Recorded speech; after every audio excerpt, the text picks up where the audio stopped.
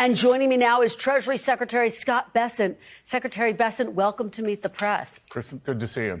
It's wonderful to have you here. Thank you for being here in person. Let's start off by talking about the big picture on the economy. A majority of Americans say they disapprove of President Trump's handling of the economy. Consumer sentiment plunged this week to a 29-month low. J.P. Morgan, Goldman Sachs slashed growth expectations. Why are all of those folks wrong and President Trump is right about his tariff policy? Well, Chris, and thanks for having me here. And look, what I am not going to say that went on for a long time under the Biden administration and for a lot of the media, and I'm not going to point fingers, but they used to say it was a vibe session and the American people don't know what they talk about.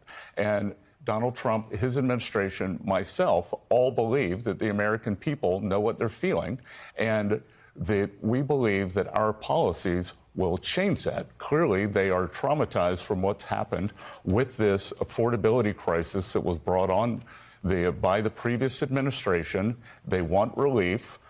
We've been in for 8 weeks. We are putting the policies in place that will make the affordability crisis go down, inflation moderate, and that as we set the sails, I am confident that the American people will come our way, even if some of the media narrative doesn't. Well, and just to be clear, I mean, these are polls that are taken 2 months into President Trump's presidency. But let's talk about what happened in the stock market this week. Worst week for the market in 2 years. Does that worry you, Mr. Secretary? Not at all. I've been in the investment business for 35 years, and I can tell you that corrections are healthy. They're normal. What's not healthy is straight up, that you get these euphoric markets. That's how you get a financial crisis. It would have been much healthier if someone had put the brakes on in 06, 07. We wouldn't have had the problems in 08. So I'm not worried about the markets. Over the long term, if we put good tax policy in place, deregulation, and energy security, the markets will do great. I hear you say you're not worried about the markets, but nearly 60% of Americans are invested in the markets. That's their retirement savings. What do you say to Americans who have real concerns that their retirement savings may be in jeopardy? I say that one week does not the market make. As Warren Buffett says, over the short term, the market is a voting machine. Over the long term, it's a weighing machine.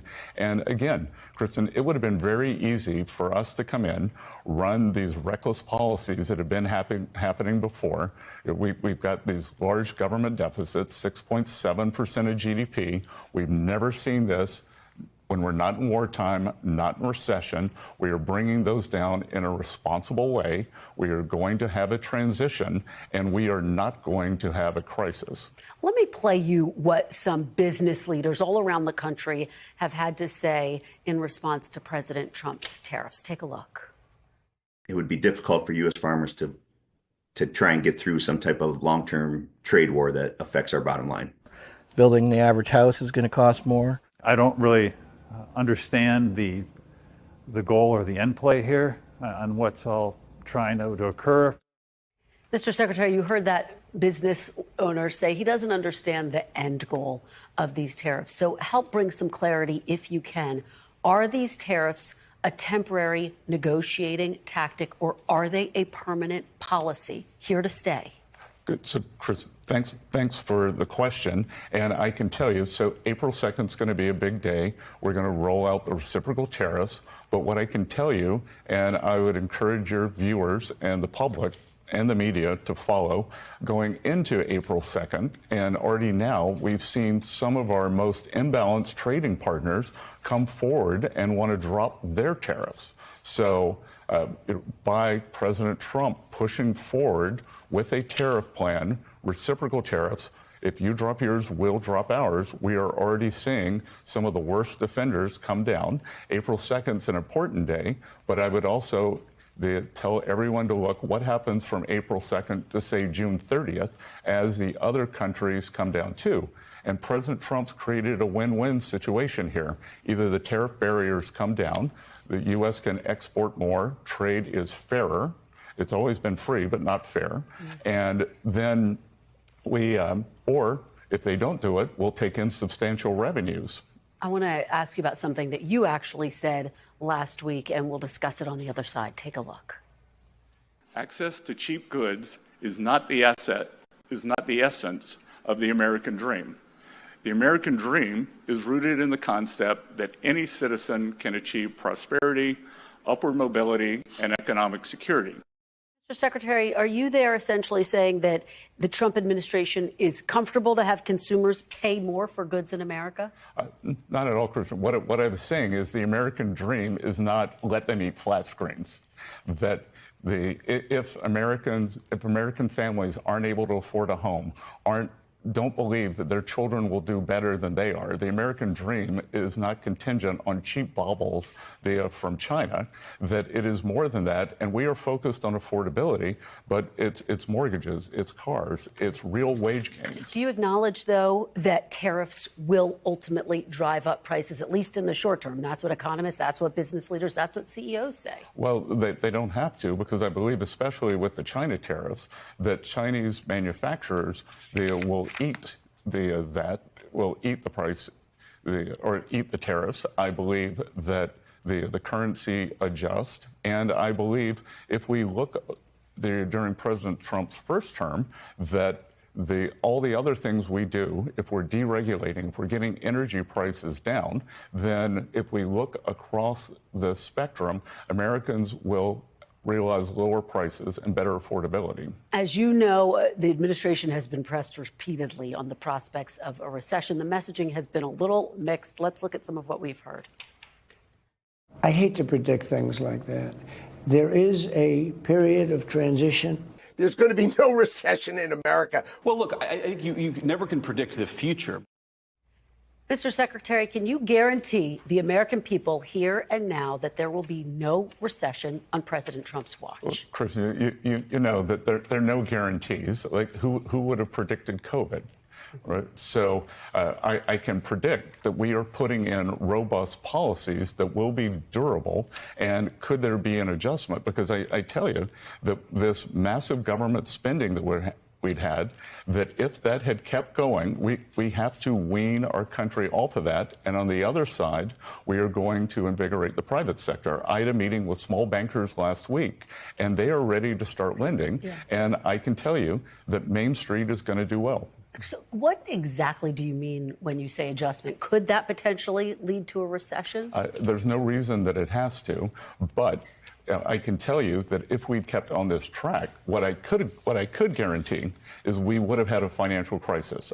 Mm-hmm. I've studied it, I've taught it, and if we had kept up at these spending levels, everything was unsustainable. So we are resetting, and we are putting things on a sustainable path. Let me ask you about some of these cuts to the federal government. Obviously, President Trump's been very clear. He thinks that no agency should be spared. A lot of focus on the IRS. How much of the workforce do you think will be cut from the IRS? Well, again, and Kristen, I used to, when I was on the other side of the wall, I didn't like the term fake news.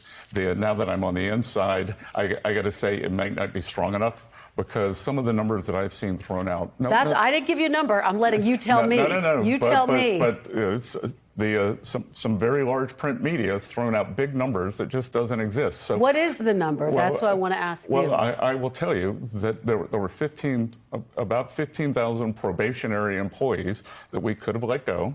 We kept about 7,500, 8,500 because we viewed them as essential to the mission.